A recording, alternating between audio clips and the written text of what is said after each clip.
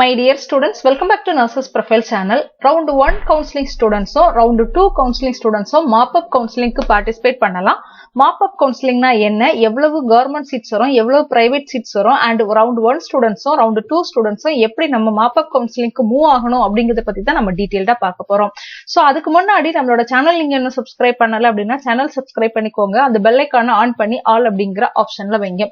round 2 counselingக்காக நம்ம wait பண்ணிட்டு இருக்கோம். counseling schedule நம்ம அடுத்த வாரம் தான் எதிர்பார்க்க முடியும். சோ நெக்ஸ்ட் வீக்ல நம்ம என்ன செய்யலாம் அப்படினா கவுன்சிலிங்கான ஷெட்யூலை எக்ஸ்பெக்ட் பண்ணலாம். இந்த மந்த்க்குள்ள கண்டிப்பா நமக்கு என்ன செஞ்சிரும் அப்படினா கவுன்சிலிங் வந்து முடிஞ்சிரும். அதாவது ரவுண்ட் 2 கவுன்சிலிங் வந்து முடியாட்டாலும் அட்லீஸ்ட் என்ன செஞ்சிருவாங்க அப்படினா ஸ்டார்ட் பண்ணிடுவாங்க.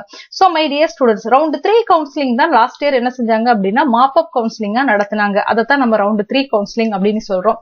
ரவுண்ட் 3 கவுன்சிலிங் மாப் அப் கவுன்சிலிங்னா என்ன அப்படின்னா ரவுண்ட் 1 ரவுண்ட் 2 எல்லாம் முடிச்சிட்டு மிச்சம் இருக்கக்கூடிய சீட்ஸ் எங்க கொண்டு வருவாங்க அப்படின்னா இந்த மாப் அப் கவுன்சிலிங்க்கு கொண்டு வருவாங்க. இந்த மாப் அப் கவுன்சிலிங்ல நீங்க என்ன செய்யலாம் அப்படின்னா பார்ட்டிசிபேட் பண்ணலாம். அப்ப ரவுண்ட் 3 இல்லனா மாப் அப் கவுன்சிலிங்ல நமக்கு கவர்மெண்ட் சீட்ஸ் இருக்குமா அப்படின்னு கேட்டீங்கன்னா கண்டிப்பா கவர்மெண்ட் சீட்ஸ் இருக்கும்.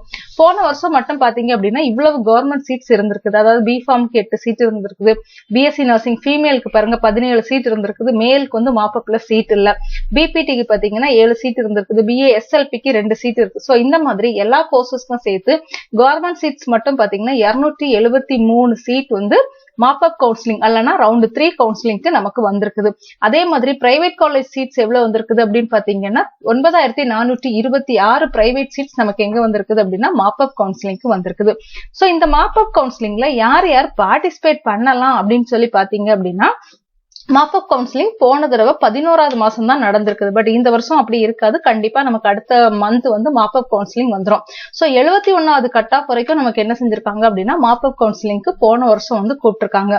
சோ இதுல முக்கியமா அவங்க கொடுத்திருக்கக்கூடிய இன்ஸ்ட்ரக்ஷன் என்ன அப்படின்னு பாருங்களேன். முதல் மற்றும் 2ஆம் கட்ட கலந்தாய்வில் கலந்து கொண்டு அரசு கல்லூரியில் இடம் கிடைத்து படித்துக் கொண்டிருக்கும் விண்ணப்பதாரர்கள் இக்கலந்தாய்வில் கலந்து கொள்ளலாம்.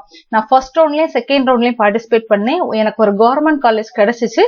இப்ப நான் அங்கதான் படிச்சு இருக்கேன். ஆனாலும் எனக்கு வந்து மாத்திக்கணும் அப்படின்னு நினைச்சீங்கன்னா நீங்க கூட என்ன செஞ்சுக்கலாம் அப்படின்னா இக்கலந்தாய்வில் கலந்து கொள்ளலாம்னு கொடுத்திருக்காங்க.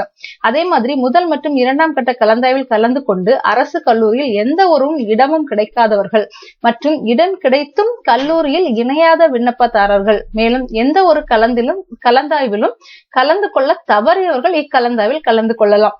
ஃபர்ஸ்ட் 2 கவுன்சிலிங் நான் அட்டென்ட் பண்ணேன். ஃபர்ஸ்டும் செகண்டும் அட்டென்ட் பண்ணேன். எனக்கு கவர்மெண்ட் காலேஜ் கிடைக்கல அப்படிங்கிறவங்களும், இடம் கிடைச்சிச்சு ஆனா நான் ஜாயின் பண்ணல அப்படிங்கிறவங்களும், நான் ஃபர்ஸ்ட் ரவுண்ட் செகண்ட் ரவுண்ட் கவுன்சிலிங்கே மிஸ் பண்ணிட்டேன், நான் வந்து பார்ட்டிசிபேட்டே பண்ணல அப்படிங்கிறவங்க கூட நீங்க என்ன செஞ்சுக்கலாம், இந்த மாப் அப் கவுன்சிலிங்ல வந்து பார்ட்டிசிபேட் பண்ணிக்கலாம். அதே மாதிரி இதுவரை நடைபெற்ற கலந்தாய்வில் கலந்து கொண்டு இடம் கிடைக்காதவர்கள் இக்கலந்தாய்வில் கலந்து கொள்ளலாம். ஃபர்ஸ்ட் பார்ட்டிசிபேட் பண்ணேன், செகண்ட் பார்ட்டிசிபேட் பண்ணேன், பட் எனக்கு கவர்மெண்ட் காலேஜும் கிடைக்கல, பிரைவேட் காலேஜ் கிடைக்கல அப்படிங்கிறவங்க நீங்க என்ன செய்யலாம் அப்படின்னா இந்த கவுன்சிலிங் வந்து கலந்து கொள்ளலாம்னு சொல்லியிருக்காங்க. அடுத்து முக்கியமான பாயிண்ட், முதல் மற்றும் 2ஆம் கட்ட கலந்தாய்வில் இடஒதுக்கீடு பெற்றவர்கள் இக்கலந்தாய்வில் கலந்து கொண்டு இடம் கிடைத்தால் முந்தைய இடத்தை உரிமை கோர இயலாது மற்றும் கிடைத்த இடத்தில் கண்டிப்பாக இணைய வேண்டும். ரவுண்ட் 1 ரவுண்ட் 2ல வந்து பார்ட்டிசிபேட் பண்ணி உங்களுக்கு ஒரு காலேஜ் கிடைச்சிருக்குது. அது கவர்மெண்ட் காலேஜா இருந்தாலும் சரி, பிரைவேட் காலேஜா இருந்தாலும் சரி, அடுத்து நீங்க மாப் அப் கவுன்சிலிங்ல பார்ட்டிசிபேட் பண்ணி மாப் அப் கவுன்சிலிங்ல ஒரு சீட் கிடைச்சிச்சு அப்படின்னா நீங்க முன்னாடி உள்ள இடத்துக்கு போக முடியாது. இந்த மாப் அப்ல கிடைச்ச இடத்துலதான் நீங்க கண்டிப்பா இணையணும்னு சொல்லியிருக்காங்க. 250 rupees அதே மாதிரி நீங்க பே பண்ணணும். இந்த 250 rupees ஆல்ரெடி நீங்க பே பண்ணியிருந்தீங்கன்னா நீங்க இந்த மாப் அப்ல வந்து பே பண்ண வேண்டிய அவசியம் இல்ல. அடுத்து மாப் அப் கவுன்சிலிங்க பொறுத்தவரையில கவர்மெண்ட் சீட்ஸ் பாத்தீங்க அப்படின்னா எந்த கட் ஆஃப் வரைக்கும் நமக்கு அலாட் ஆயிருக்குது அப்படின்னு பார்த்தோம்னா கடைசி கட் ஆஃப் 168.5க்கு government Thiruvarur medical college BSc accident and emergency care டெக்னாலஜிக்கு நமக்கு என்ன செஞ்சிருக்குது அப்படின்னா கடைசி அலாட் ஆயிருக்குது. கடைசி கட் ஆஃப் பிரைவேட் காலேஜுக்குன்னு எடுத்துக்கிட்டோம்னா 84.75 வரைக்குமே BSc nursing Indira Ganesan college of nursing வந்து அலாட் ஆயிருக்குது.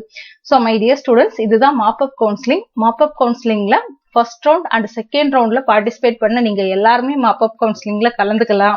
மிச்சம் இருக்கக்கூடிய கவர்மெண்ட் காலேஜ், பிரைவேட் காலேஜ் எல்லாமே மாப் அப் கவுன்சிலிங்ல வரும். இதுக்கும் நமக்கு சீட் வேகன்சி ரிலீஸ் பண்ணுவாங்க. எவ்வளவு கவர்மெண்ட் சீட் இருக்குது, எவ்வளவு பிரைவேட் சீட் இருக்கு அப்படிங்கறத நமக்கு என்ன செய்வாங்க அப்படின்னா ரிலீஸ் பண்ணுவாங்க. இந்த மாப்அப் கவுன்சிலிங்க தான் போன வருஷம் ரவுண்ட் 3 என்ன செஞ்சாங்க அப்படின்னா கண்டக்ட் பண்ணாங்க. சோ இந்த வருஷமும் அதே மாதிரி ரவுண்ட் 3 மாப்அப்பா கண்டக்ட் பண்ணலாம். இல்லனா எப்படி கண்டக்ட் பண்றாங்க அப்படிங்கிறது வெப்சைட்ல அப்டேட் கொடுக்கும்போது நமக்கு தெரியும். சோ மை டியர் ஸ்டூடெண்ட்ஸ், நீங்க ரவுண்ட் 1 முடிச்சிட்டு காலேஜ்ல ஜாயின் பண்ணியிருந்தாலும் சரி, ரவுண்ட் 2க்கு வெயிட் பண்ணக்கூடிய ஸ்டூடெண்டா இருந்தாலுமே சரி, நீங்க ரவுண்ட் 2வும் அட்டென்ட் பண்ணலாம். அதுக்கு அடுத்து பொறுமையா இருந்து மாப்அப்பும் அட்டென்ட் பண்ணலாம். சோ இந்த வீடியோல நீங்க பார்த்த இன்ஃபர்மேஷன் உங்களுக்கு பிடிச்சிருந்தனா வீடியோவை லைக் பண்ணி சேனல் சப்ஸ்கிரைப் பண்ணிக்கோங்க. தேங்க்யூ.